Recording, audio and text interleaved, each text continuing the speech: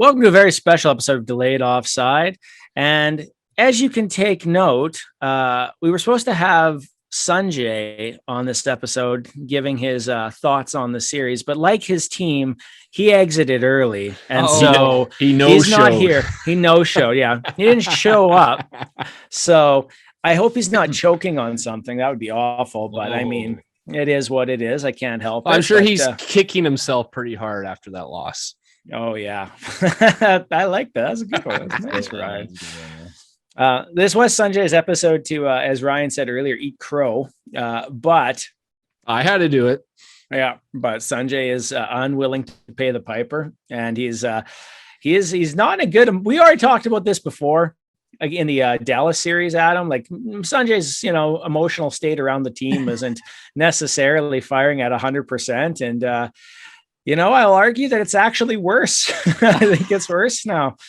And if you want to just trigger him, you literally just have to throw in the random thing about why it was a kicked goal, or something about Johnny Gaudreau leaving, or something like how bad the team was 5-on-5. And he just gets fiery, and it's not even like jokingly fiery. It is visceral hatred. Like, it is mad. Yeah, in our Twitter convo, I was like, holy crap, who is this guy? Because Sunjay's usually just like this laid back, happy-go-lucky dude that I've never seen him get rattled. And the stuff he was spewing on that chat, I was like, holy shit.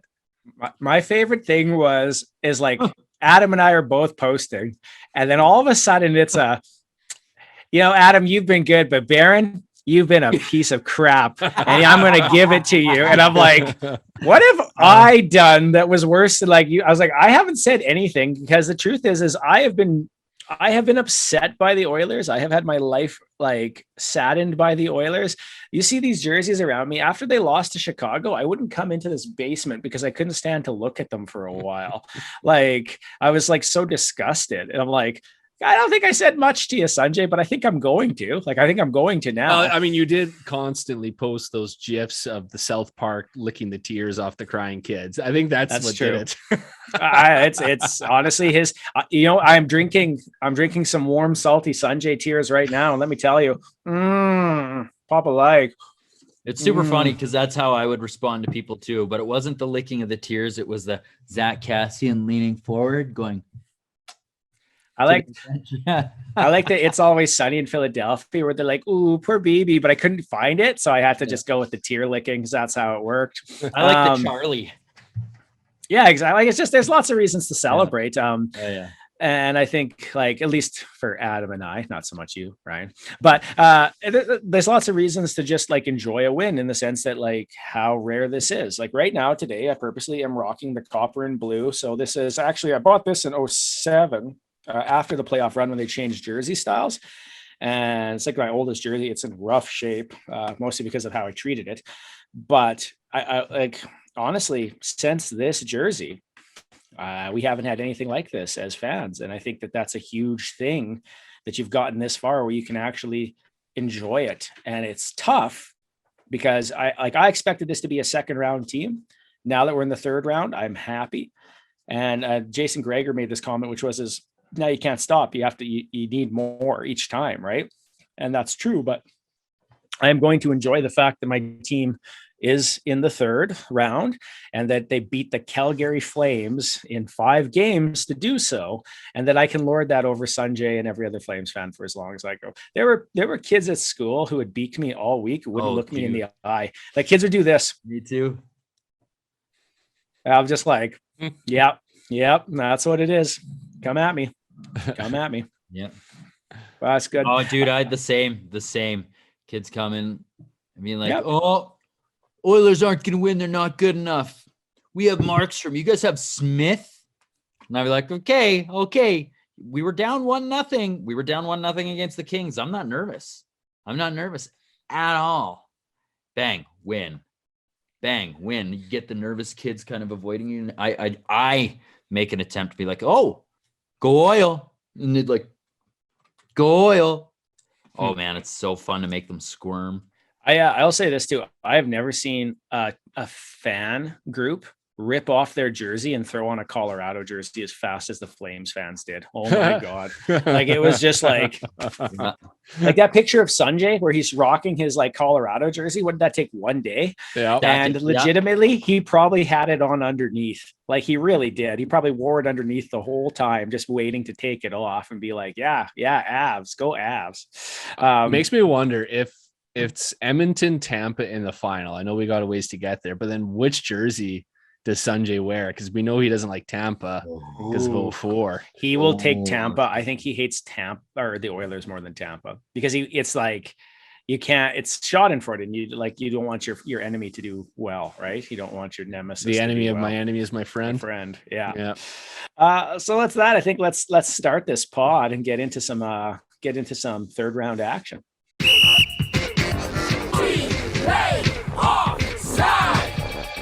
We're going to break down the Battle of Alberta here. Now, the Battle of Alberta had been a long time coming. These teams hadn't played together, I think, in 31 years. So this was a huge buildup. And it had a lot more stakes on the line because essentially whoever won, that fan base had bragging rights over the other fan base for forever. In fact, at least for the next 10 years, I can put that over Sunjay no matter what he says. And that's not just him, but everyone else. So there was a lot at stake here for fans and teams alike. And I asked you guys this to come up with reasons why things didn't go well for Calgary in this. When the series came out, it was almost universally picked amongst pundits that Calgary was the better team. In fact, Ryan and Sunjay have an entire segment talking about why the Calgary Flames are Canada's best team at one point. That's correct, true. Ryan? That's true. But come playoffs, they weren't. So let's take this down. Let's look at this series a little bit. And let's start with those things that went wrong for Calgary. Now, Ryan and Adam, you both have different ones here, and then I have a third one. So let's go with Ryan first and then to Adam. Well, mine that we talked about before in the group chat, the one that Adam's going to touch on next is the one I would have gone with. So the one I'm going to go with is actually more so what Edmonton did right as opposed to what Calgary did wrong. And that was just the fact that Edmonton's top guns went Super Saiyan right on Calgary. McDavid looked like a man possessed. It started in that game 7 against LA where he had that performance that I honestly don't recall ever seeing a performance like that, where there was just no stopping him. There was absolutely no stopping him. You couldn't knock him off the puck. You couldn't slow him down. He was just going to score, and he didn't care how many people were between him and the goalie. He was going to get there. That continued this series. He's determined. He's had enough playoff failures and regular season failures now that it's just built up to this frustration, and he's letting it out, and he's taking control, and he's carrying this team, and he's determined to get them to a Stanley Cup. And then, his supporting cast, at least in the top 6, were there to help him. I mean, like frickin' Draisaitl had a high ankle sprain, and yet he still got 17 points in 5 games. Like that. And he has an NHL record for the most assists in a period. Yeah, well, it wasn't like the most points per game in the playoffs in a series of all time with Draisaitl. Yeah, he's done some ridiculous stuff on this series. I mean, the stats that these two are putting up are Gretzky and Mario like. I mean, everything you're hearing is we haven't seen this since Gretzky most of the time. It's something that we haven't seen in probably our lifetimes, and it's incredible. And then the other supporting cast, again in the top 6, has helped out as well. I think Evander Kane's on pace to score the most goals in a playoff. Is it ever? Sure. Yeah, I believe ever is 19 goals, and he's already has 15, right? So he's on pace to score the most goals ever in the playoffs. So he's been a big help. And then, I mean, really, Draisaitl having to play on that top line because of his ankle injury could have been an issue for the Oilers in the past, but that second line did great. Ryan Nugent-Hopkins and Hyman and is it Puljujarvi? Yes, Yamamoto or Puljujarvi were the ones rotating in. So they did really well to help chip in offensively and score some big timely goals. And the Flames just didn't have an answer for these guys. Like the Flames were a great offensive team during the regular season. And like some of their guys put up some decent points, but in comparison to what what you're seeing from the Oilers is just on another level. You know, you can still put up like, you know, your usual points per game during the regular season. You're still not going to touch what Draisaitl and McDavid are doing. I think they're like 10, 15 points up on like the next closest people in terms of points in these playoffs. Like, it's ridiculous. Like, it's nuts. It's like these guys are playing, you know, a video game on easy. It's ridiculous. And then it didn't help that Tanev was hurt. Right. Jason Greger put up this, just to add to your thing there. Jason Greger put up these points, which was the Oilers' top 6 forwards have 25 scored goals at 5-on-5. Colorado's at 19. Of the final 4 teams, whoever they are, the lowest is actually Tampa Bay, and they have 5 on their top 6. Right. Although they did 5 goals. Well, all their goals are from their bottom 6 line. It's 11 goals on their bottom 6 line. He talked about this today on the radio, so I was just really shocked to hear that. But yeah, I think you point out that Oilers offense is there, and it's not that Calgary's wasn't, but it wasn't there for the big guys. Yeah, at least not at the same level, right? Like, I don't know what the total numbers were for their top guys. It's not like they didn't put up points, but it wasn't. But like, no one's putting up the kind of points that, you know. Yeah, but you also have to feel like Matthew Tkachuk basically disappeared after game 1, right? You didn't hear much on him. Lindholm had a good game later on. Lindholm really popped back up into it. But Oilers suffocated Gaudreau, suffocated him.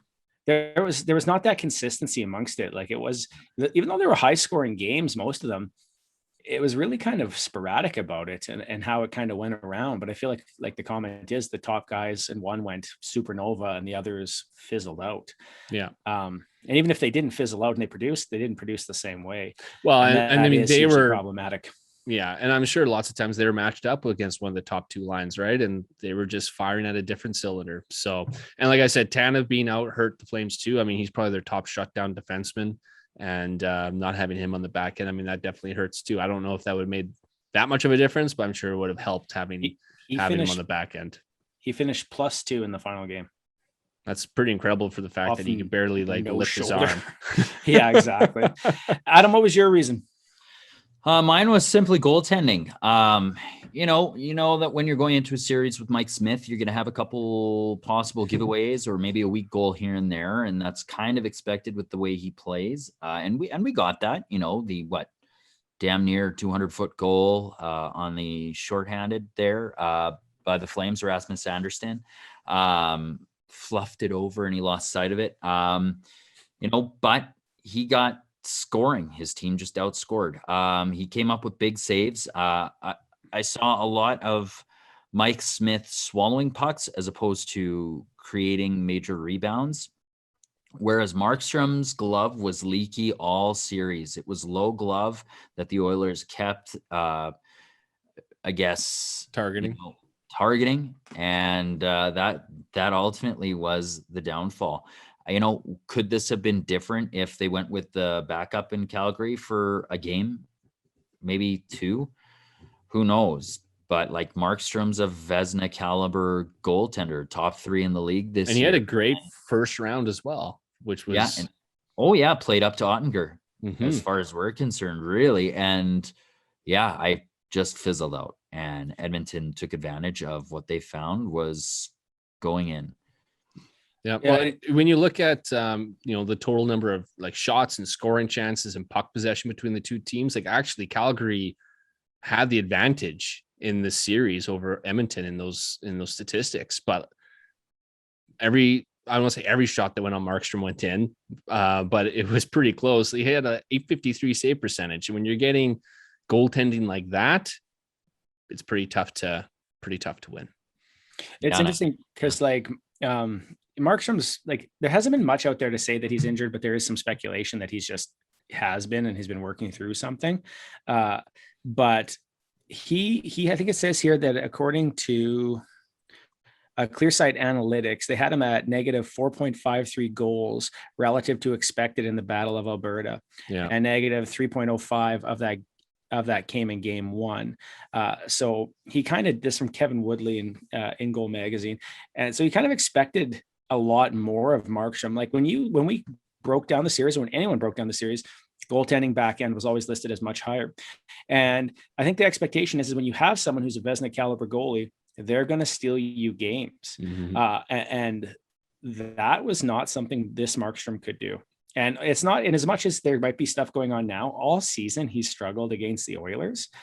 And I don't know if they're in his head or if it's just the book on him or what. Well, I mean, Oilers, I mean, you have to give them credit. I mean, they have snipers, right? Like, I mean, you have Draisaitl scores 55 goals in a season, and McDavid can put the puck in the net, and obviously Evander Kane can put the puck. I mean, these are guys who can produce offensively. So, I mean, you kind of saw it with Vasilevsky. I hate to go back to Toronto, but you saw it with Vasilevsky against Toronto as well. As you know, people are saying Vasilevsky didn't play up to his usual standard, and that could partly be true, but also Toronto has a lot of snipers. Same thing here. Markstrom didn't play up to his potential, partly because he didn't play as well, but maybe partly because Edmonton is just really good offensively, and it's hard to have great stats when you're having to face that amount of sniperage.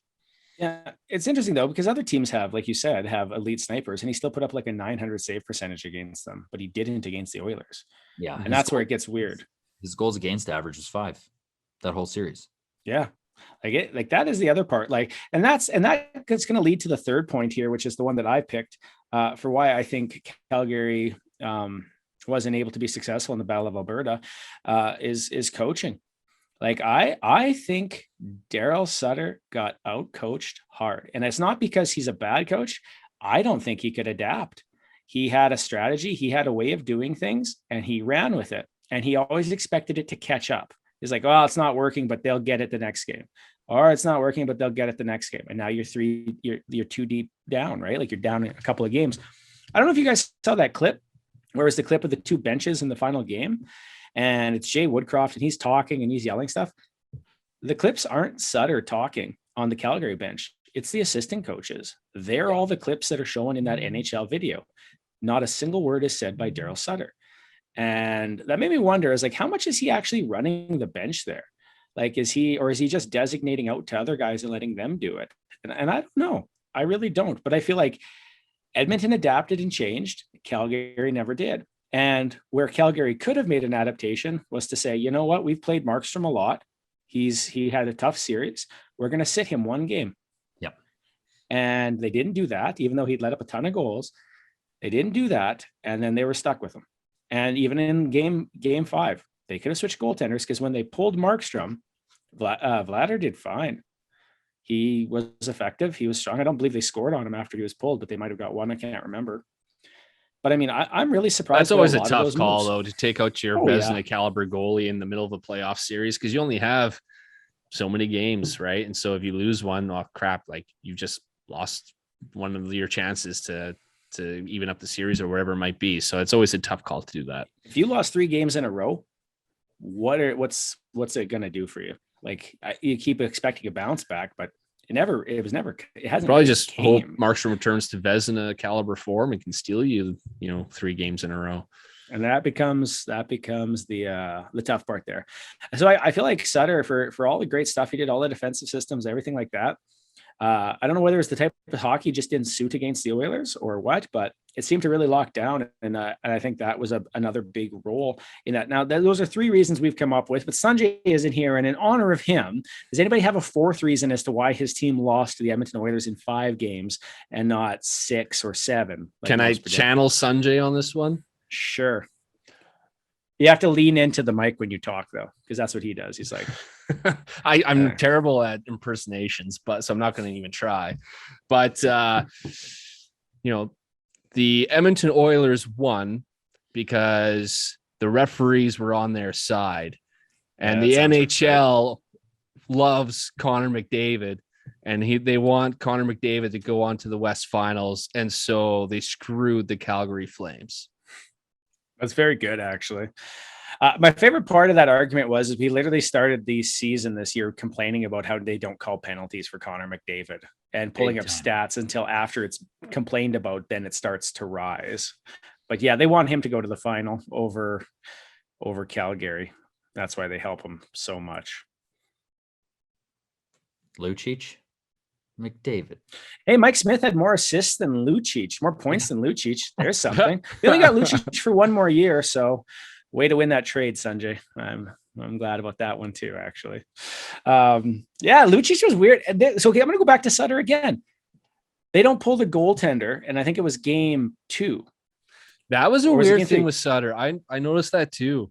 He was always really late. Like nowadays, coaches always pull the goalie with like 2 minutes left. Yeah. Sutter would wait till a minute, and they'd have to have full possession. So sometimes he wasn't pulling the goalie till 30 seconds left.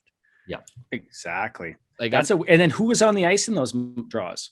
Lucic, that line, not Gaudreau, not Lindholm. You know, he was putting on guys who basically had a few points max, and that's it. Yeah, kind of bizarre. God, it reminds me of Babcock having like Marlowe out at the end of the series or last parts of the game. All right, what was one of the knocks on Babcock? He's not adapting to the new game, right? Yep. Exactly. And I think that's becoming true for Sutter potentially too. He did really well with the team. Like, it's hard to criticize him. Like, he really turned that team around. But if you have a great rate, well, here's the thing: what would have been a successful season for Calgary this year? Like realistically, so for the Oilers, probably what they did, right? Exactly. Yeah. So then that works for the Oilers. I think getting to the second round would have been a successful season. Yeah. But losing in the first round would have not been. If Calgary had lost in the first round, it wouldn't have been a successful season. But getting to the second, sure, I think that's fair. Well, based off of the season they had, but if you asked them last season, I think just making the playoffs would have been success. Mm-hmm. Right, but we're talking about how good they were doing this year. Oh yeah, like after that regular season, you're thinking West Final. Exactly. Well, or at least, exactly. West Final, third round. Yeah. Point. Sorry. Yeah. But it's crazy because it's very hard to do. Like, if you look at it, this is Edmonton's first showing since 2006. This is Colorado's first showing since 2002, maybe. I think. Yeah, I think you're right. Like, so it's not easy to get back to the Western Final. So it's a big thing. And I think that's an important grab. And for Calgary, like, they might have had a successful season, but if they had lost in the first round, I think it wouldn't have mattered how well the season had been, because they were expected to win the first round. They were the not the underdogs, the top dogs. Oof. Not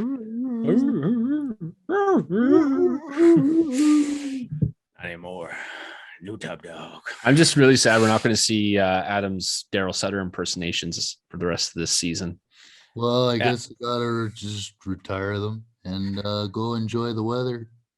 Adam, let's hear Sutter's inspirational talk to the team on the bench. Do something.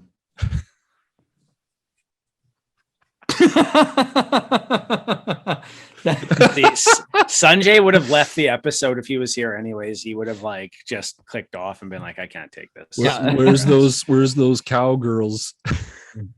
Oh man. And the fact that like that picture of like her touching his hand, it is like he's just completely ignoring her. It's so funny. Like Cowboys bar is like, well, hey, you know, this one girl in Dallas is getting all this attention, so we might as well just put four gorgeous women behind there and do everything we can to get attention for our bar. Smart marketing, man. Very smart. Oh, smart marketing, especially in hockey. So it's interesting because like now that this is done, they didn't end without controversy, I guess is the way to look. Even though the Oilers ended up winning this game or series in 5 games, which is not something most people would have predicted, they did end it on a little bit of an interesting note, which was in the third period. I don't remember who actually shot the puck.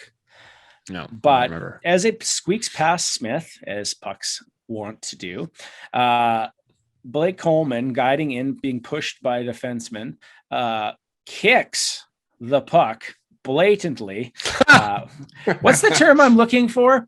What is the term that the NHL uses to describe a kick? A blatant kicking motion. Distinct kicking motion. Yeah, in a distinct kicking motion, pushes the puck into that. In fact, it was actually a push, which is what apparently why they ruled the refs it. Called after. Now, the weird part here is this: it was ruled a goal on the ice. And they said they had enough video evidence to overturn that. Yeah. And I think most fans, whether you thought it was a kick or not, were shocked that it was overturned based on the rule on the ice. Agree or disagree? I would agree. I would agree. Yeah. Most were so I think, and the thing is, though, and this came up a lot. Does anyone know what a distinct kicking motion is, or what will be picked as a distinct kicking motion? Well, you lie on the ice and you kick a guy in the head with a skate. It's distinct kicking motion.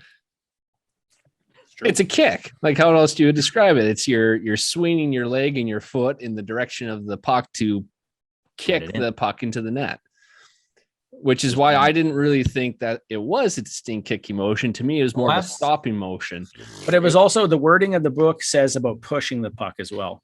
Yeah. Right. But the wording of the rules also states that you can have a stopping motion that deflects a puck into the net. Ryan, where was the snow flying? Where was the snow flying on the stop? There was no snow. No ice kicking up. Every stop, there's snow flying. That's what he's saying. There was no stop. Coleman wasn't trying to stop. He was kicking it. He was too busy kicking it to try to stop the ice. He was not trying to stop. There was no ice flying through the air at all. Okay, agree or disagree? Did Coleman on purpose try to push that puck into the net, even though it was already going in? Yes. So then that's a distinct motion, is it not? No. Yes. Why? Because it wasn't a kick. So, but that's the problem. In order for it to be a kick, the kick? No. In order for you to think it's a kick. In order for you to think it's a kick. For me to think it's a kick, first of all, the puck needs to be close enough to your foot and leg in order to be in striking distance of an actual kick, which it wasn't. And it needs to be actual kicking motion. Instead, what it was his one leg was taken out from underneath him. Then he stepped down with his other leg, and then he slid into the puck, and then which pushed it into the net. Okay. Now, even if I agree that it's not a kick, I don't buy your story of it. That's what it was. That's exactly what it was. He literally has this leg, and then you see him move this one across like that because his right leg was taken, hit the pad of Mike Smith and went up. So then you had to plant the other leg. He's not planting it though, Ryan. He did plant it. He planted it. There's no snow. Go look. There's no snow. Dude, okay. Even if he was kicking it, he still would be planting his foot. Fans. Can I kick sideways? Can I kick sideways? Because how you're talking about you only have one leg down. Ask any soccer player. Then how could he do it on purpose then if he was falling? He's not Ovechkin scoring from his back. Because when you're stopping, you can still glide, right? And so when you're doing the kick, when you're doing the stopping motion, you're still gliding, and he's glided into the puck, which pushed it across. Now, the rules of the league state that you can do a stopping motion that deflects a puck into the net. And if you're going to stop, there's going to be a push of some sort, because you're not going to stop instantaneously. There's always some movement. So it's always going to push the puck. So that's my argument. Now, even if you don't agree with that, I don't think there was enough conclusive evidence that it was kicking motion to overturn the call on the ice. And I think the fact that it's so divisive amongst everyone is proof that it's not black and white. So I was very shocked that they overturned the call on the ice, especially also the fact that the puck was already would have gone over the goal line into the net without any of that happening. I agree. Coleman screwed his team out of a game. He really did. He should have just left the damn thing alone. It would have gone in, and they would have found the goal. But you are right, though. You are right, though, in the sense that this is something that, because of how divisive it is problematic, because it's not like 25 versus 75. It's somewhere around 50-50, 40-60, whatever. It's very there's the panel on CBC or Sportsnet was split right down the middle on it. And that's pretty heavy to have a split on that and still overturn it. And you see all these examples of goals that were allowed where the kicking motion is much more distinct and it was still allowed. So there's also the consistency issue there. And how are some of these other ones called a goal and this one isn't, where this one is much more in that gray area as to is it kicking or stopping? So that's why I was surprised. And I have no skin in the game. I could care less who would have won between Calgary and Edmonton. So obviously you guys would, be cheering for the kicking motion and be looking I at was any way so it can be happy. kicking motion. Oh, I was Whereas so happy. Sunjay is going to be adamant it was not a kicking motion because that favors his team. I'm unbiased. Like I could care less who. I was just watching it from an unbiased You can't viewpoint. say you're unbiased. You said I you were am going to cheer unbiased. for Calgary. You're like, I'm going to cheer for Calgary. I didn't cheer for Calgary. Good for you. I say I knew there was something about you I liked, right? No, like I mean, I like if Calgary won, great. If Edmonton won, great. To be honest, there's more players in Edmonton that I like than Calgary. So just not. And this isn't meant as a rub in for all your Michael Bunting stuff. But how good was Zach Hyman this series? He's great, man. And you know what? I'm Scored in happy every he's game. able to stay healthy. Yeah, because that's been an issue for him with Toronto in the playoffs. So that's been nice. There's people I know that were upset about that contract, this is Zach Hyman contract, who are now like, yeah, he's worth it. Yeah, so much, like because of how much he produces and he plays in a way. Although, like, there's people like, oh, like Leafs, like, you know how they guaranteed they're regretting letting him go now and stuff. And it's like they offered him money, they just weren't offering him that term. Yeah, and you guys will find out at the end of that contract if you're still happy with it or not. Well, like you said, he's injured, so he gets injured. He gets injured a lot. He plays a rough game. Like it's probably going to age poorly. But right now, you're happy with it, right? Like he's a great contributor. You're trying to win now. You have to break some eggs to make an omelet, right? Yep. But he was absolutely phenomenal. Right now, it's 5-2 for the Rangers against Carolina. 6-2. Okay. Oh yeah, it hasn't listed it yet. Just now it updated. Oh, yeah, there it is. Well, it looks like it's going to be Rangers versus. So I did not make a graphic for Rangers versus Tampa because I wasn't sure which way it's going to go. I have it for the other series, but not this one. You will. Oh, okay. You will get on that tonight. I will do it right now while we're talking. No. That's what Sunjay should be doing. Says he can't face this. I scheduled tennis because my feelings are hurt. Okay. Let's go to you, Ryan, because you're a little less biased on this, but did it live up to the hype, the Battle of Alberta, for you? For all the talk that this came with, did this live up to the hype? See, for me, the hype wasn't as much because I'm not a Flames or Oilers fan, so I didn't have this like Battle of Alberta. Like honestly, the thing I was most looking forward to was this podcast and being able to hear like you guys bitching at each other, beaking each other during the series, and then just unrelentlessly going at the guy who has to have the losing team. So I would say it's been disappointing because there was no pod last week and then Sunjay's not here this week. So it did not live up to my expectations due to that. I would have loved a pod of him talking smack, like because his smack would be the same. We'll see. And then I would have taken that and then just made like a dance party remix to it or something to that really terrible Flames win a cup, lift it up song. Do you know what I'm talking about? Yeah. Win a cup, win a cup, lift it up. I probably shared it like twice on the group chat, Ryan. You need to I don't play all the videos. Oh, play that one. If it's a video, it's share it again and then I'll watch it. Yeah, I'm not scrolling through. I'm not scrolling back through everything. As an Oilers fan, though, I'm going to say that this did live up to my expectations. There was it was high scoring.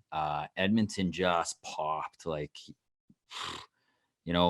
was like a horse. Oh, animosity popped like a horse. I don't know. He made like a horse. Oh, sound, Adam's neighing sound. Yeah, he's not aware that he does it. We're not supposed to point it out. Oh, what? Nothing. Keep going. I do a horse thing? No, it's fine. You sound like a horse by the sound you made. So no, don't. He's not aware of it. It's fine. Just keep talking at him. Nay. Yeah. Super good though. I don't know. I lived up to it for me, and it ended in a controversial fashion, which I really liked because it adds more fuel to the fire. It makes Sunjay more bitter. Oh God, it makes it so much more sweeter. And another thing is, the real Flames killer in the regular season is Jesse Puljujärvi. Watching Jesse Puljujärvi score in that last game. It's true, actually. Getting the Bison King going again was actually nice and important. Ryan, I sent it to you directly as a text, so you can perfect. Watch it this time. Looking forward to it. I think I don't know that it lived up to the hype, but they were super entertaining hockey games. And even like listening to Ron and Don, or not Don, I guess Ron and the panel talking about it, like they were it always had the element that the game could go any way at any given moment. Calgary's up by 2, Edmonton ties it. Like that seemed to be the theme, is that like it was going to be a lot of scoring and you never really know which way it was going to come out. There was always hope for your team, no matter what. At the end, it started game 5. Edmonton was down 2-0, and then tie it up, third goal, waved off, overtime goal, right? Like, so that part of it did. The Battle of Alberta has to change because hockey's changed. So you can't just sit there slamming each other, beating the crap out of each other. But what hasn't changed is the history of the Edmonton Oilers beating the Calgary Flames 5-1 is the entire series total so far. Calgary doesn't win the Battle of Alberta.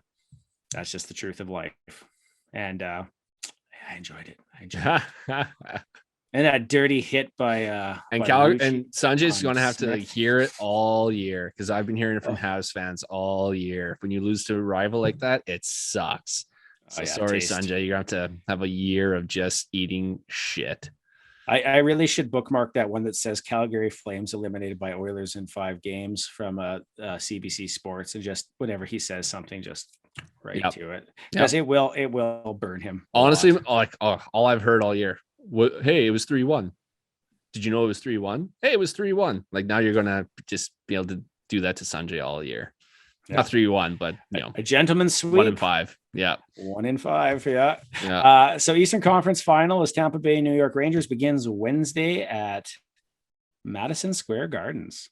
Rangers are the home team. I wonder if that's going to be a low scoring series with 2 really hot goalies. Well, Vasilevsky now has had a lot of time off. Let's actually, like I was saying, do we want to, I know you don't have the graphic ready for this one, but do you want to jump into this one, right, Meow? Sure. If we can jump into it. Okay. So this game just ended. Carolina, suffering their first loss at home, had been unable to win on the road this entire playoffs, and so needed to win at home today to advance. They'd been a really highly talked about team, very touted team. They had strong defense, strong goaltending, good forwards. Their goaltending took a bit of a hit here with huge hit. Anderson being out, having to rely on their backup Antti Ranta, and then he was injured like during some of the games in the first series as well against Boston, and this one too. And then he left this game, I believe he did. So it's constantly been a struggle for them to get there. I think most people assumed that Carolina would be a dominant team over the Rangers, just considering how the season had gone. But once again, in this high scoring playoffs, it just anything can happen. And goaltending seems to be life or death for some teams. As a result, they have to play the Tampa Bay Lightning, who in a surprising fashion swept the best team in the NHL, the President Trophy winning Florida Panthers, in 4 games. So let's do a little bit of a breakdown here about that series, and then we'll put the two together.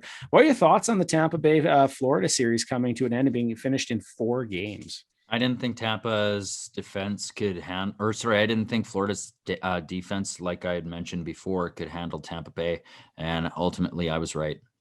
But in 4 games? 4 games? I know it was bad. Yeah. Well, there was that. Yeah. Florida's defense was not good. Vasilevsky didn't score. Yeah. Vasilevsky returned to form. He posted a .981 save percentage in that series. Yeah. That's ridiculous. Florida actually played really well 5-on-5. They had actually the majority of scoring chances. Their special teams suck. There's nothing special about Florida's special teams. I think they scored 1 power play goal this entire playoffs, which is ridiculous for the best offensive team in the league. I don't know what went wrong with their power play, but holy crap, it just went ice cold in the playoffs, and that really hurt them. And then their penalty kill was never really that special. And when you're going up against Tampa's power play, that's a dangerous combination. Yeah, it's the fact that Tampa swept Florida without Braden Point.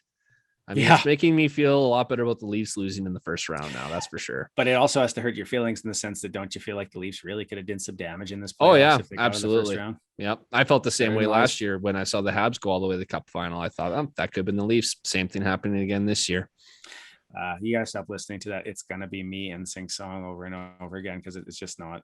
It's so catchy. Doing it to yourself. And I'll also point out that they doubled down on a curse. You already picked up Joe Thornton, who's cursed ever win a Stanley Cup, and to pick up another player in Claude Giroux, come on now, smart enough. Like that's two guys who are not playoff performers. Like I do hate to say this because I think they're both amazing hockey players, but neither of them have ever really been playoff juggernauts by any means, and I think that is a huge separation. And now I made this comment about the Avalanche last pod, which was if they can't Claude Giroux go to a final. Did he never go to the final with Philly? Oh, they did one year, yeah. But actually, no, wasn't he behind Mike Richards? That's the Mike Richards year. That was when they had Mike Richards and those guys. So he would have been maybe on the team, but he wasn't the guy at the time. Yeah, right. Because it'd been Richards and Carter probably. Yeah, that's right. Right. And their issue was they were on their third string goalie, I think, by then, which I think was like Lettinen or something. Right. I remember his name. But like I made this comment about Colorado, that if Colorado doesn't make it to the Cup final, they're probably going to be thought of like the San Jose Sharks, like a really good team that could never do it. But you guys start wondering a little bit about Carolina here. They've gone far every year, and they look to be taking a step forward and have now officially taken a step back. Yes. And that is a little bit shocking, is it not? It's always been goaltending for them, though. It's always felt like they've had issues in the goaltending front. And then this year they finally had a Vezina caliber goaltender and Freddie Anderson during the regular season. But the problem with Freddie is he's had injury issues in these recent past years, and it caught up to him. I was shocked that he was out for this long. I thought he was only going to be out for part of the first round. So the fact that he never returned, obviously the injury was worse than what we thought. So I don't know, to not have your starting goaltender, then not to have your backup goaltender for some of the series as well. That's pretty tough, especially when the goaltender you're facing, Shesterkin, found his game and is one of the most dominant goaltenders in the NHL. It really honestly, I said way too many times, but the Penguins versus Rangers series felt very similar to the Toronto Tampa series, in that if the other team had made it, they were probably going to go for far potentially, right? And just the way it collapsed out, it is nuts. It's absolutely nuts. So that is kind of shocking. But now we have probably a matchup that no one picked. I don't think anyone picked the Rangers to go this far, which is against the defending Stanley Cup champions, giving Tampa Bay essentially a chance to have a three-peat for their cup and give Patrick Maroon his fourth ring, which would be pretty sweet if he got 4 Stanley Cup rings. I mean, that's a long time for your name to be on there. Yeah, just legitimately holds up the 4A with the 4 he's almost rings. at a full hand. God, he's such a beauty. You'll have to start calling him Thanos. That's true. Yeah, exactly. Just gets him put in there with all his Stanley Cup rings. Blue and then the different shades for the Lightning jerseys. What do you think we can expect from this matchup in this series? I think New York, personally, I think New York is just going to try to hold on for dear life and rely on Shesterkin, because I don't think they're even close to as good of a team as Tampa, and they might have the best goaltender in the world, but Vasilevsky's right there too. And so as long as Vasilevsky plays like he did last series and can even Shesterkin, I think Tampa's better offensively and defensively, especially if they get Braden Point back. Yeah. Adam, what about you? Yeah, I think it's going to be a goaltender's duel. And ultimately there's one guy who's younger, who's one of the best goaltenders in the league that has not yet made it this far and doesn't quite know how to, make it to the Cup final. Whereas there's a guy that's done it, year after year after year after year. They just keep, they would always get to a conference final and lose out, or a Stanley Cup final, and he's won it twice. So betting against Vasilevsky there is difficult. It's going to be interesting to see, because it seemed like Tampa was a really kind of sit back and pounce on your opportunities type team this playoff. Correct me if I'm wrong, Ryan, but that's kind of what I gathered. They're very well structured. They're very well structured. Watching Toronto and Tampa, watching Toronto try to get shots through was horrific. There were always 3 bodies in the lane with Tampa. There was always so I'm looking for Tampa to suffocate those chances from the Rangers. Yeah, they have some big defensemen on the back end.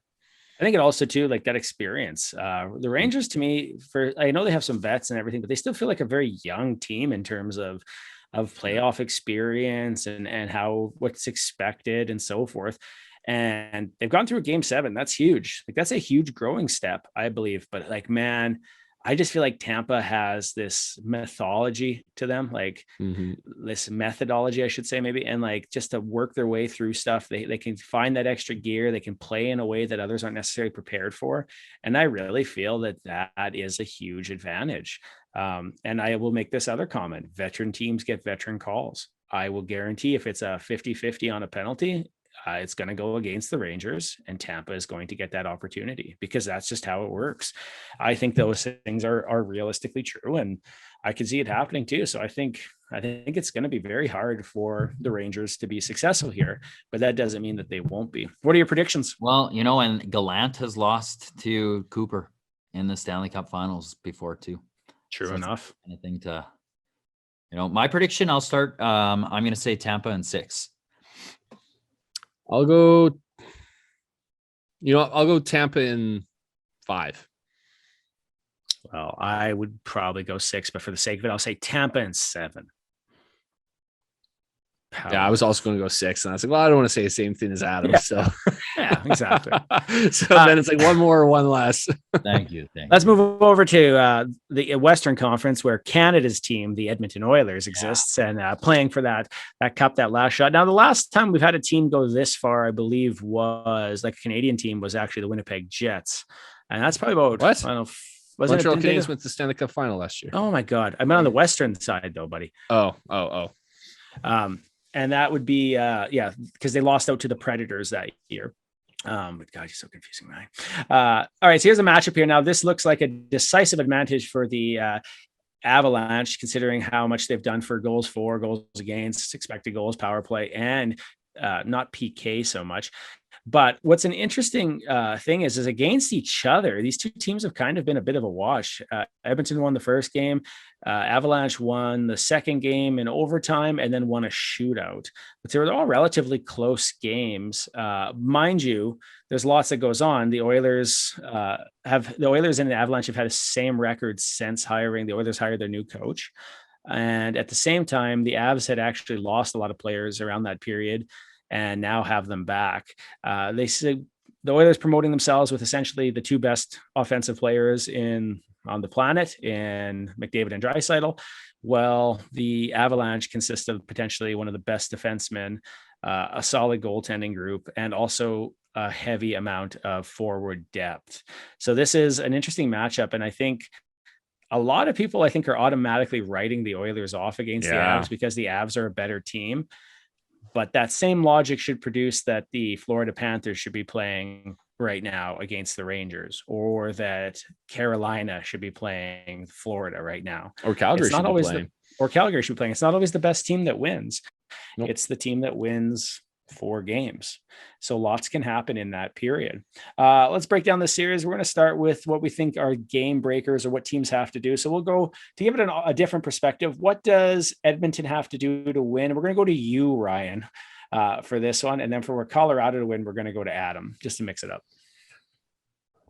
Well, what does Edmonton have to do? I think basically they have to continue to produce offensively and outscore their defensive issues. This Edmonton team really does remind me a lot of the Oilers of the 80s, like very, very strong offensively. Defensively, maybe not so much. I mean, you saw in that stats like how many goals they've given up in these playoffs, which is a decent amount. And that's despite the fact that Mike Smith is 4th in the playoffs with 8.8 goals saved above expected and has a .927 save percentage. So the fact that they've let up that many goals and yet are getting that kind of goaltending from Mike Smith shows that, they do give up a lot of chances, but their offense is so good, they're able to outscore their problems. So if they can continue to produce offensively in a way that we haven't seen since the 80s, and the fact that Colorado will be without Samuel Girard, and so Jack Johnson will be in their top 4. Mm-hmm. That will be helpful. And Darcy Kemper did not have a great playoffs this past round against St. Louis, and so you look at Kemper and you think, we might be able to put the puck in the net. So, Colorado is usually a pretty good defensive team, but without, one of their top 4 defensemen and with, a goaltender who might not be playing at his best right now. And the fact that Draisaitl and McDavid are on another level, I think you have to be feeling pretty good that you guys will be able to score. Adam, what does Colorado have to do to win this series? Well, we saw in the graphics that Edmonton, I believe, was first in 5-on-5 goals for percentage, right? And first in power play, or second behind Colorado in power play, if I'm not correct. You're not correct on that. What was it? What was it? Power play. Colorado's first in these playoffs, and Edmonton is fifth. Okay. Fifth, yeah. So they need to be, Colorado needs to be better. They need to maintain that pace on the power play, and they need to shut down Edmonton's power play to be able to move past them. Another thing that needs to happen is Kemper has a 904 save percentage this entire playoffs. He needs to be better than Mike Smith, who's a 927 the entire playoffs. So, that means, jumping and trying to get pucks when Smith is behind the net and trying to capitalize on him flailing. It's taking advantage of what I think might be the Oilers D pairing that struggles the most that I've seen throughout this playoffs. When they're on, but when they struggle, they're not good. And it's Keefe and Bouchard. That's what I think. That's what I think that Colorado needs to do in order to beat Edmonton. All right. What do you know? What another? One more thing. Kadri needs to play clean. He can't get caught up in other stuff. There can't be stupid penalties taken by Colorado. Yeah, Colorado is not good on the PK, and obviously Edmonton's dangerous. So Colorado needs to stay out of the penalty box. If this turns into a special teams match, I think the favor swings in favor of Edmonton. It's interesting though, because when you said that, but power play from the graphic you showed has Colorado higher up, and Edmonton power play. Their penalty kill isn't good though. Their penalty kill is, and it wasn't during the regular season either. They're not a great PK team, whereas Edmonton, their power play isn't first, but they're still top 5 in these playoffs, and we're second overall during the regular season. They have a dangerous power play, so you can exchange power play chances. I agree. I'm just saying, the Oilers' power play was pretty cold last series. It really wasn't. Wasn't going to do it didn't really do much. It got a couple goals here. Now, partially that's because of Calgary's PK. Calgary's a better very PK. Strong PK. Yeah, but Colorado doesn't. So I think Colorado wants to keep this at 5-on-5. If this could turn into a special teams battle, I think that swings in favor of Edmonton. I just feel, once again, if you're going to say veteran teams, I feel like that leans more itself. Well, maybe it doesn't. I don't know. We have the older team, I think, but I just feel like that is a little bit more of a Avalanche thing. But I really don't have anything to stand on there with that. But it's just how I think. We'll find out, I guess. So. For this series to go on, I think it's being really billed as a McKinnon versus McDavid kind of series, and essentially, that's kind of a huge component of this. But it's also a weird kind of matchup because, for the longest time, the conversation was is McKinnon the best player on the planet? Well, I don't think anyone thinks that anymore. That's quieted a bit in the past few years. You don't hear exactly, and that's become a big talking part. At least it's a star, because McKinnon has been a star. Oh yeah. And he's still a star. Yeah. And McDavid's a star, but they're actually kind of focusing on that battle. And it isn't that I don't think it's really going to be that as much, but the truth is if McKinnon rises and McDavid rises, we can expect ourselves some pretty crazy games, I think. But I actually think it's going to be the stuff beyond them that's really a big deal, whether it's Makar or Draisaitl or Kane or Rantanen or Landeskog or Nuge. That's where I think this series is going to really sparkle and shine, because those two stars we know are both playoff guys. McKinnon beat the Flames basically single-handedly one year. He really did. Mm-hmm. And so we know he's an elite guy when it comes to into playoff times, but it's the other parts of that team that are really going to start to balance out that stuff, I think. And it will be interesting to watch. I'm curious how the Oilers' second line will match up against the Kadri line, and if they'll be able to keep up or not. And if not, if we could maybe see Draisaitl move back to centering that second line if his ankle's feeling better. It will be, yeah, that's actually the point. He skated today, which is the first time that he's made a practice since the injury, which tells you he's getting better. And if you watch that series, he got better as it went. Yeah, it was looking better. Game 1, he was doing turns like this. Game 2, he was going the other way, right? His passes were off as well. He did not look good. Exactly. But he's healing. Yeah, he's starting to. The fact he put up that many points on a bum ankle, like holy crap, eh? Yeah, happens when you have a good shot, and an elite passer and McDavid on your playing center for you. Well, and somebody else made the comment they are in sync. You can have two superstars, but they don't work together, right? Or they're separate lines, but they're in sync. Yeah, like McDavid knows where Draisaitl is. Draisaitl knows where McDavid is. They pair out that way. Well, they've played together so much in the past. Like they used to predominantly play on the same line until finally they were able to be separated. So they've played with each other long enough to develop some good chemistry.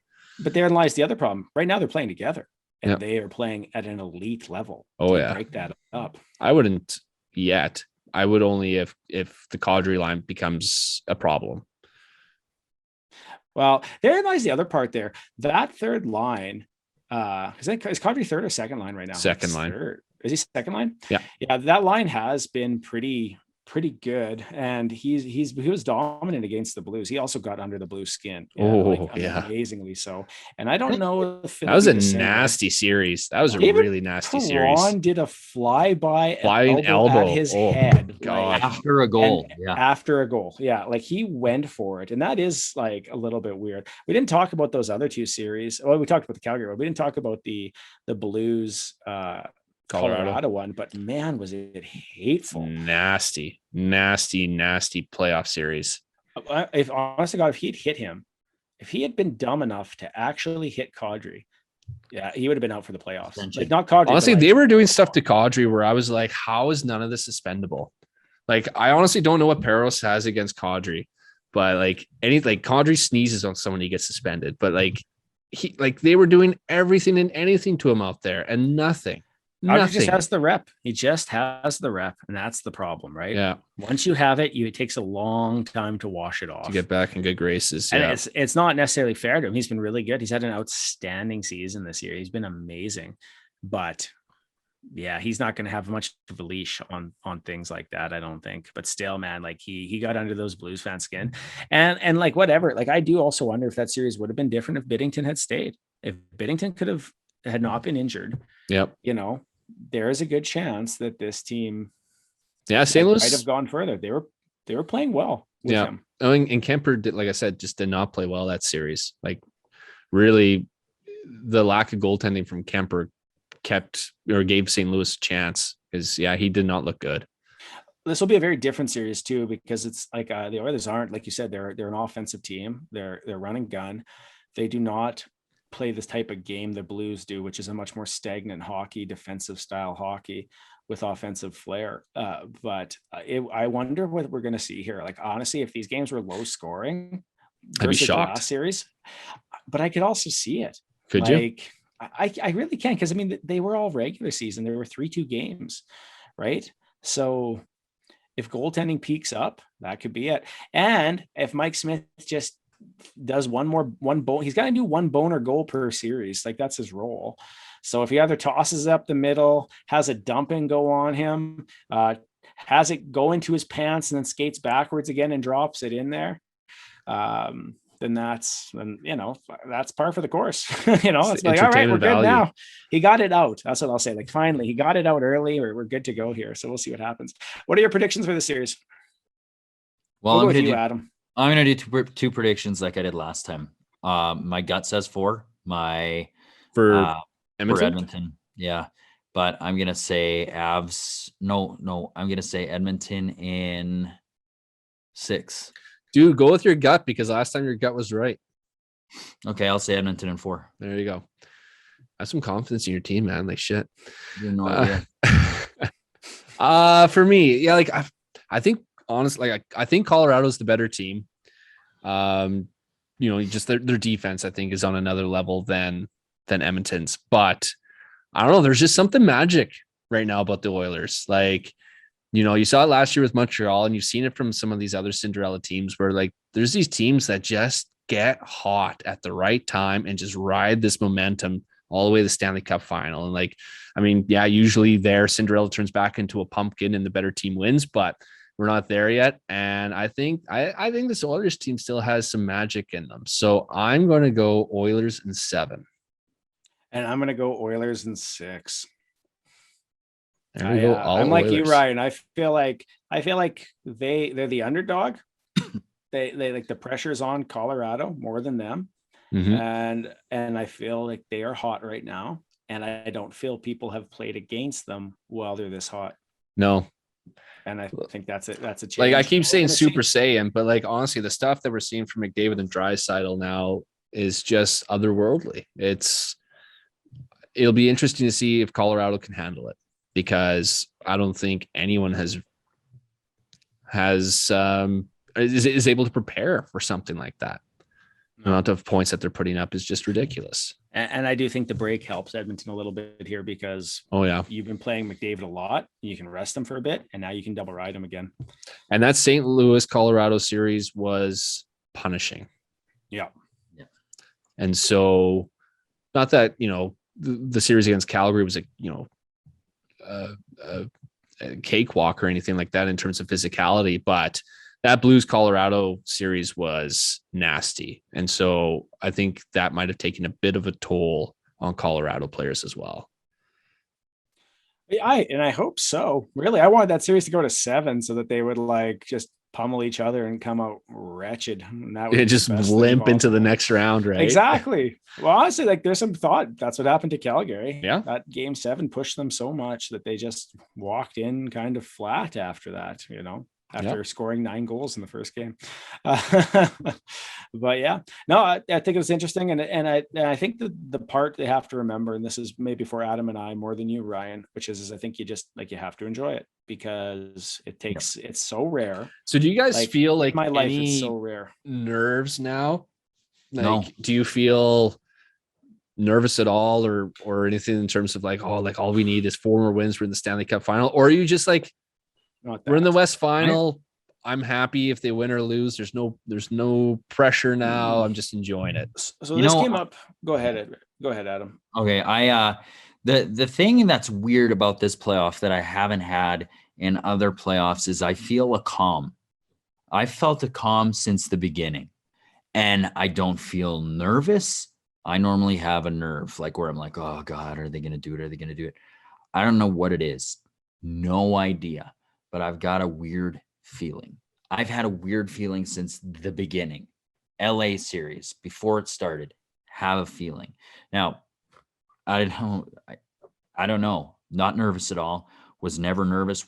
Wasn't nervous game 7 against LA. Wasn't nervous against Calgary at all. Even after that first game, I went into a colleague's room and they're like, oh, lost. They're down 1-0 against the Flames. I was like, doesn't matter. They were down 1-0 against LA. Like, they're going to come back. They're going to come back. I don't know what it is. I'm not nervous. It's bizarre. Yeah, I'd say mine's a little bit different in the sense that I think I was the most nervous I was with the LA Kings series. And I'm nervous at the start of the game. And if like the Oilers win, get ahead or get goals, it just disappears. And then it's just like watching it, but it's like settling in. But I also feel once again that they're playing with house money right now. Like this is a team that people wrote off, that some people wrote off against the Kings. And even if they beat the Kings, everyone was like, oh, Calgary is going to beat them too. They've already exceeded expectations. Exactly. And so, and like you said, they're playing really hot right now. And I feel like because of that exceeding expectations and stuff, like you just have to enjoy it. And like, I'm excited for it. Now, if they lose, I'm going to be sad because I know how close that is. Like you were so close. You can't help but be sad. You can still look back on it. Yeah. You know what? Like 06 sucked. Like the end of 06 was terrible, but man, think about that run. That was fun. But I also never felt nervous that entire run.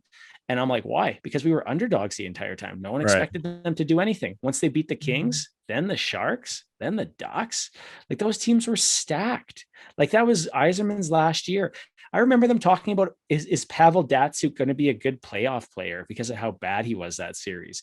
Pavel Datsyuk. Hmm. Like you just have to kind of embrace that part and enjoy it. And I'm enjoying it thoroughly. I feel like there's been, when 2016 and 2017 occurred and they lost out to Anaheim in the pad pulling game or whatever, I remember thinking, whatever, we'll be back in it next year. And it has taken a long time. Yeah. Even with McDavid and Draisaitl, it has just What was that, taken a long time. 2017, right? Yeah, I know. So, and then I expected them to beat Chicago. I expected them to beat Winnipeg, and neither of those things happened.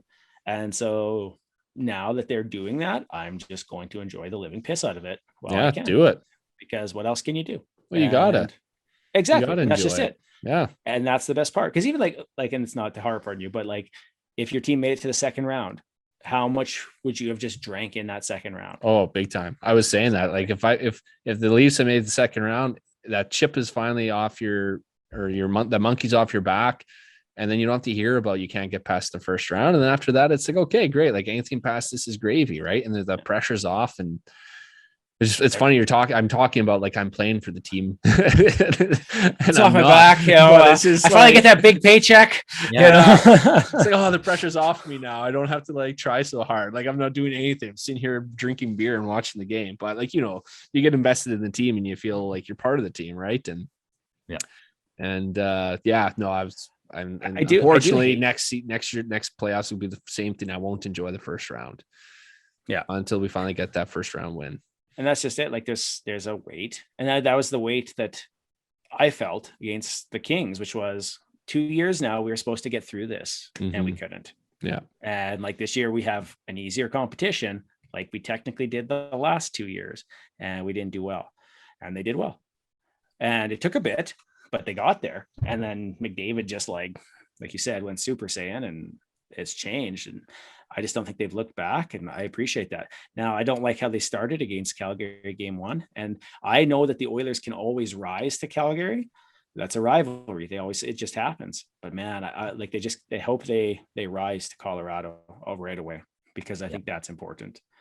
And it's the playoffs. Anything can happen. Right. And that's all I need. Anything can happen. With that, I think that does bring out the end of our episode. I think that wraps up basically our episode. Does anybody have any final thoughts they want to say? And wonder if Sunjay will actually ever be on this again. I don't think he's going to watch hockey for the rest of the year. And I honestly wouldn't be surprised if we don't see him again. I really don't. Like, no, I think he's just going to duck and hide. I bet you he chimes in for a bit of this series because he wants to see Edmonton get creamed. Okay, let's talk about that. Maybe he'll come on if Edmonton loses, and then you'll see him in an Avs jersey. But there's the funny part. It's like, you can wear your second best dress. I don't care. Like, I know that is your consolation prize, and that you're not as happy as you would be if it was the other way. And I can always just point to that and be like, yeah, well, blah, blah, blah. You know, we should be screen saving those pictures of Sunjay. So next year, if somehow Calgary ends up playing Colorado in the final, we can like post it on there and be like, oh, look who you're cheering for, Sunjay. There's that app on Snapchat where it makes you have the sad face, the crying face, like I wanted to use that on that photo of him in his Avs jersey, but you can't do it on a photo. You have to do it on a person. So if I get a print out of that picture, then maybe I'll print it off and do it and do it that way. Actually, now I've got myself thinking here. I might try that. So if it works, I'll send it to the group chat. Excellent. And it'll be my way of going for it. All right. With that, thanks. Click, subscribe. Feel free to reach out to us on Twitter, Facebook, and Insta. So look forward to the next round of the Stanley Cup playoffs here. And thanks for listening. And with that, I'm Baron. I'm Adam. I'm Ryan. This has been Delayed Offside. Keep listening, keep tuning in, and keep commenting. Delayed Offside.